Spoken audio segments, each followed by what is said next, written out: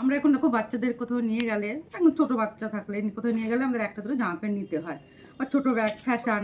তা আমার কথা বলছি, আমার বৌমার কথা বলছি। এখন আমরা গেলে নিতেই হয়, তো বেশি বড় ব্যাগ নেওয়া যাবে না, ছোটো একটু সামনে কোথাও গেলাম এই একটু ছোটো ব্যাগ নিলাম। এবার জামা কাপড়গুলো যদি আমি এইভাবে ভাঁজ করে নিই, কীভাবে ছোটোর কত ভাঁজ করা যায়, তো জলের বোতল থাকবে এইভাবে নিলে, এইভাবে নিলাম ঢুকে দিলে, এ দেখো একটু উঁচু হয়ে থাকে, জায়গাটাও একটু বেশি লাগে। তাই জন্য আমি এইভাবে নেবো না, আমি আজকে নতুন একটা দেখাচ্ছি, ওইভাবে নেবো, জায়গা কম লাগবে। এভাবে বড় জামাটা নিচে নিয়ে নিলে, তারপরে গেঞ্জি বা টেপ যাই হোক নিয়ে নিলে, তারপরে প্যান্টটা নিলে, হ্যাঁ নিয়ে এভাবে ফোল্ড করে দেবে দুই সাইড দিয়ে ফোল্ড করে